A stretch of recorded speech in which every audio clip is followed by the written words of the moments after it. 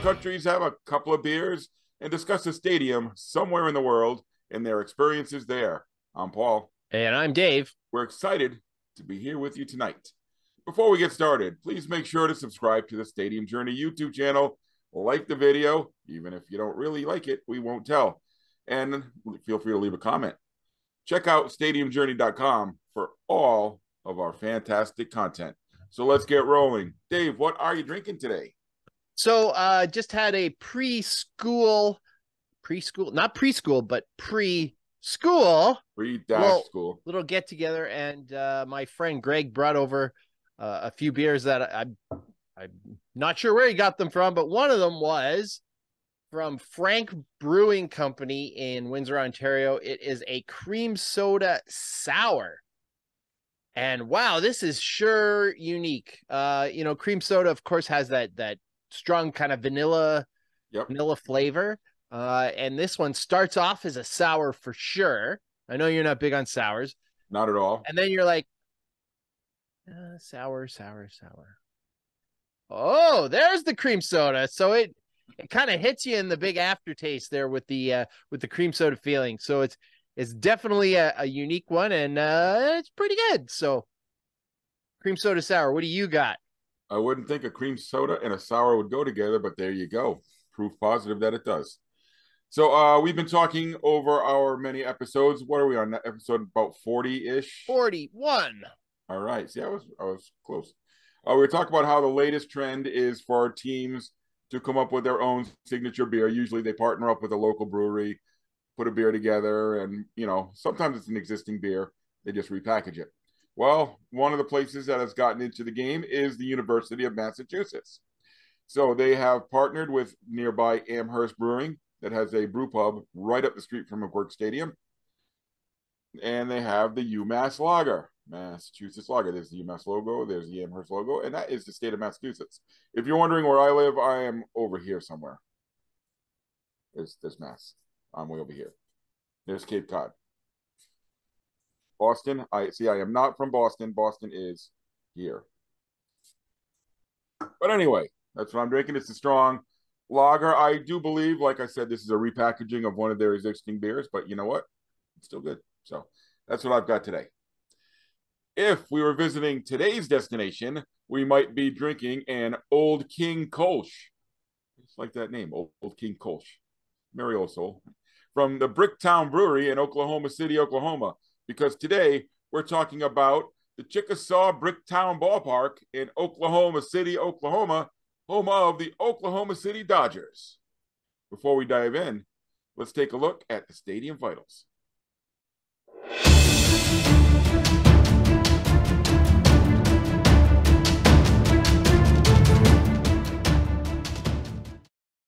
Okay, so we're talking about the OKC Dodgers here today, Dave. How did the Dodgers end up in Oklahoma City? That does not seem like a natural fit. Well, it's actually the easiest explanation there is. A few years ago, the Dodgers came in and bought a chunk of the team. So that's how they became the Oklahoma City Dodgers. It seems like they were in Albuquerque for decades and decades. Yeah, I think they were. I think they were in Vegas for a while too.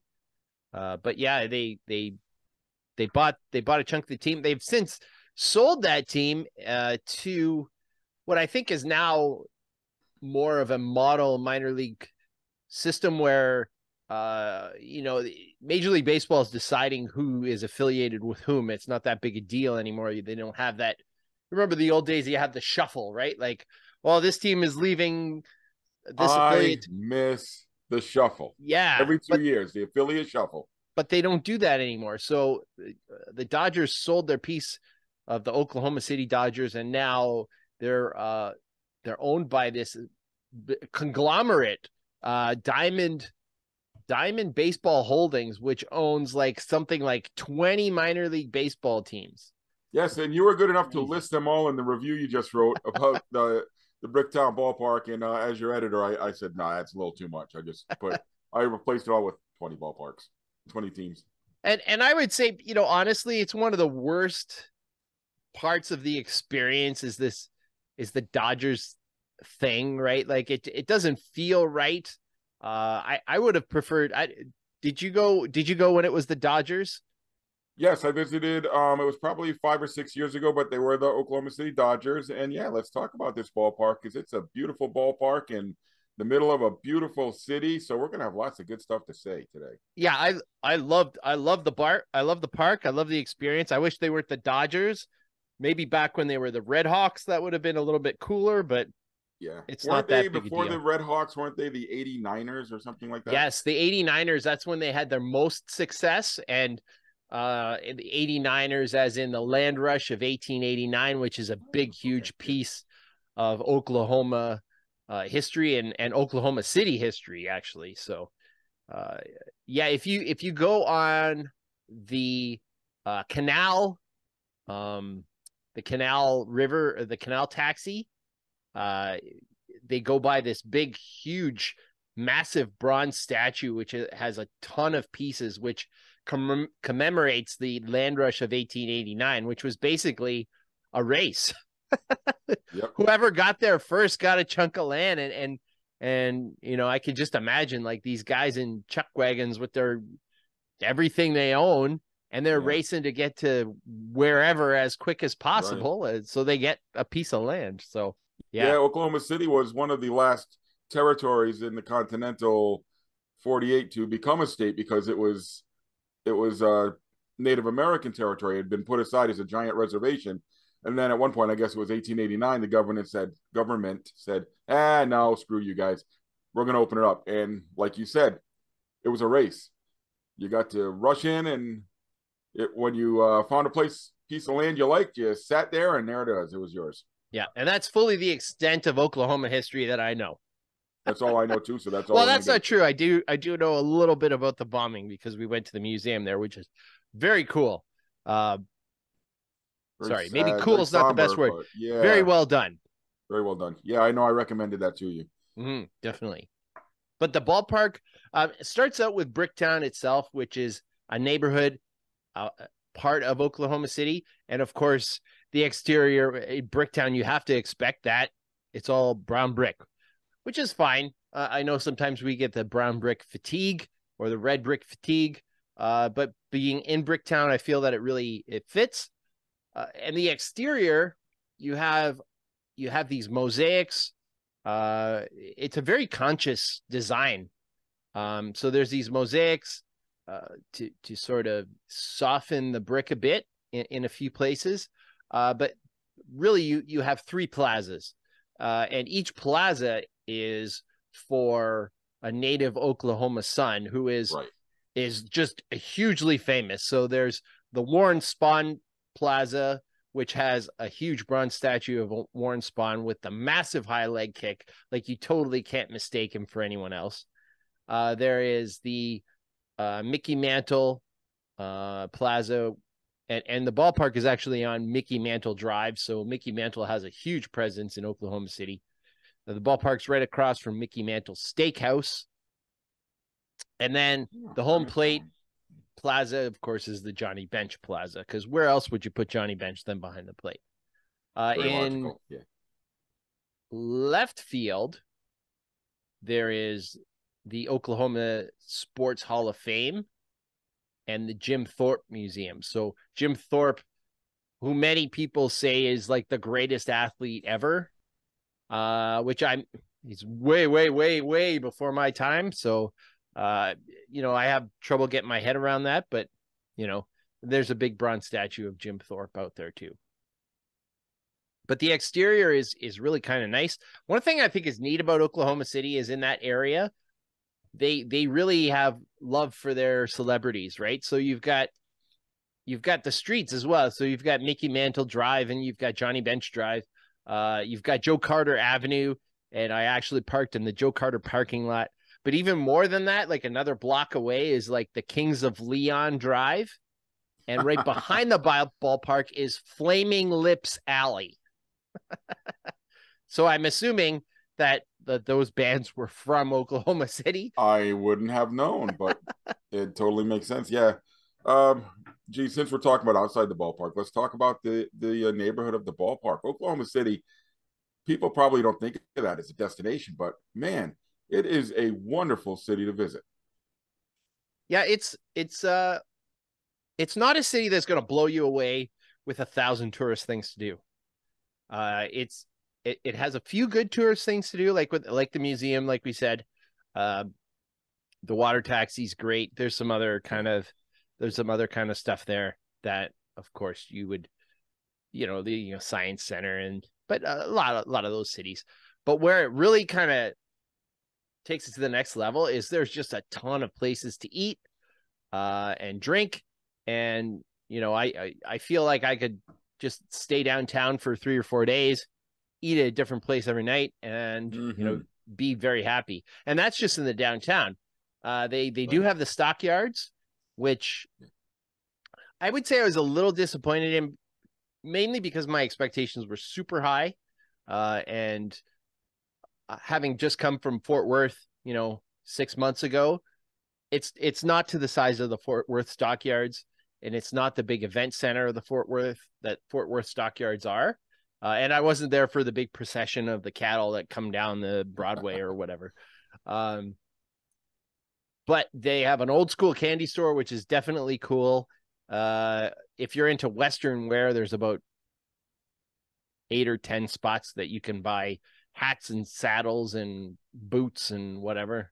But of course, the highlight of that area is the Cattleman's Cafe. And wow, you said earlier that it was probably the best steak that you had ever eaten, and I gotta say it's up there for me as well.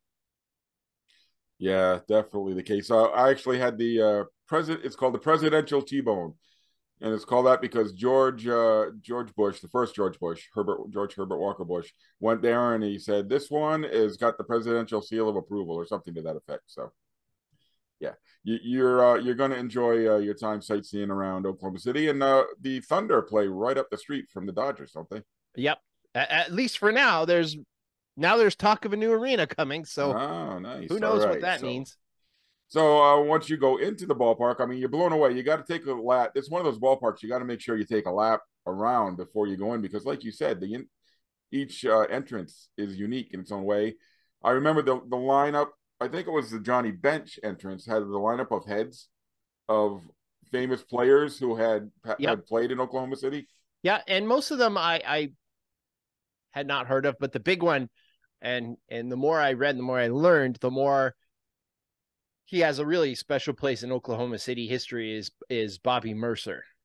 And he's one of the I'm not really sure what it was, like the kind of like Oklahoma baseball Hall of Fame kind of thing. That part, it wasn't really clear as to why these heads were there. Yeah, and there are just a bunch of heads on posts. So it's a little bit of a different kind of display. Yeah. Yeah. But when you go inside the ballpark, it's even though the ballpark is probably about 30 years old now, still looks very new, very clean, very modern. I mean, there's a reason why the AAA championship game was held here for many years. It's a heck of a ballpark. Yeah, lots of typical minor leagues. You have lots of variety of seating. Your berm seating is big. They have a big deck. I think it's Budweiser deck out in left field. I'm finding more and more. You got like the hotels that look into the ballpark from center field. You could do the 360. Yep.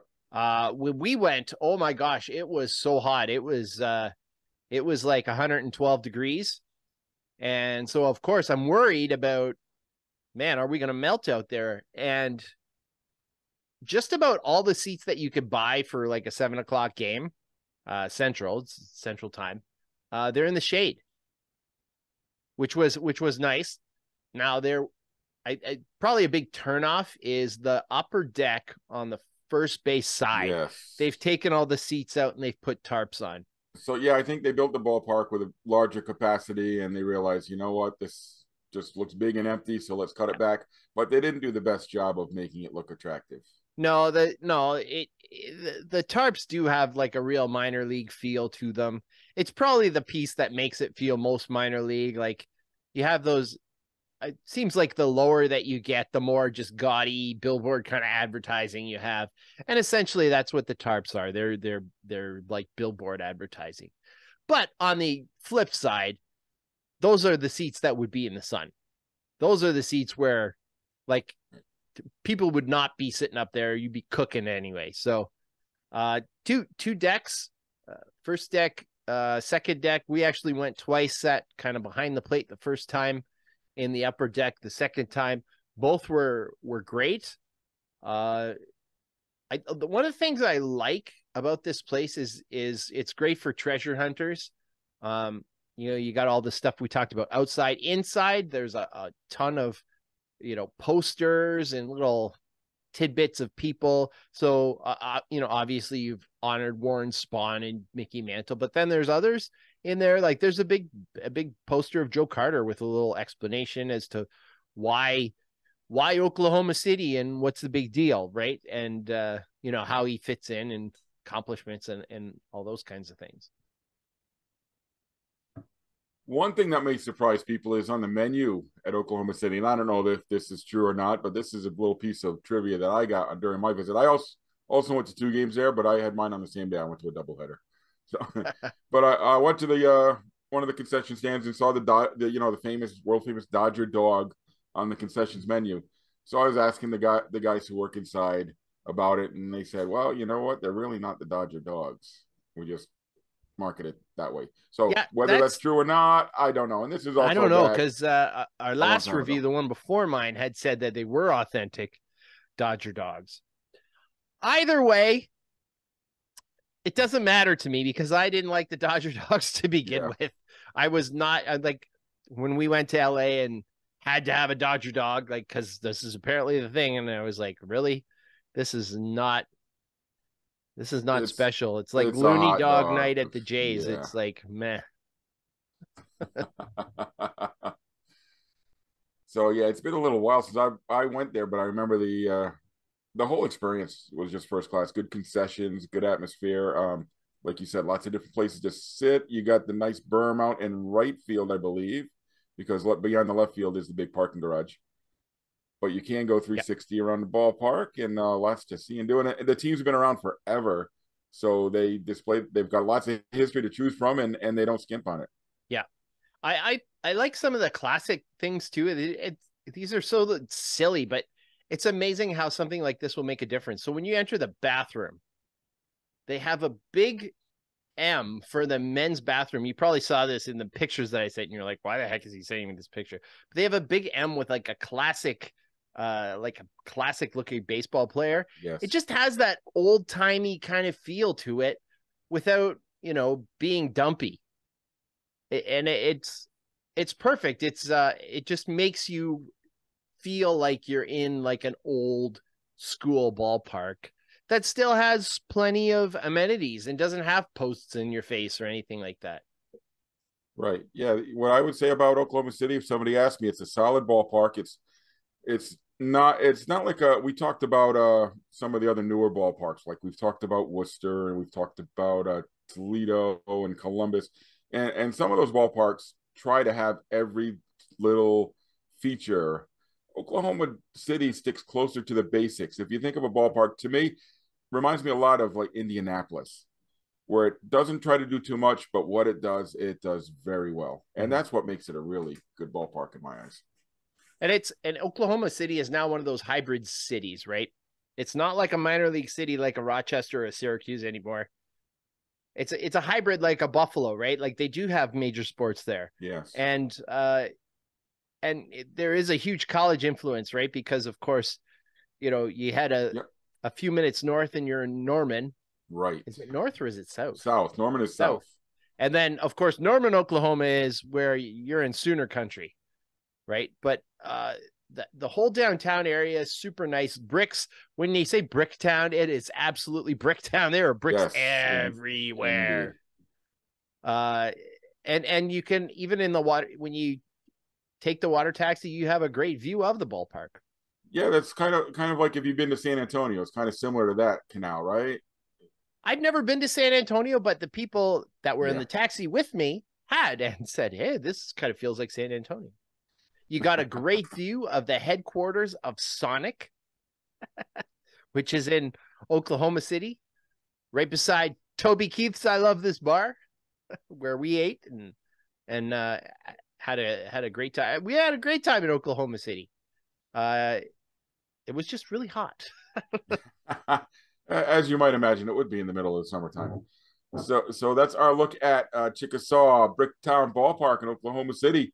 Definitely a worthy stadium journey. So hope to see you on the road again real soon. Cheers. Cheers.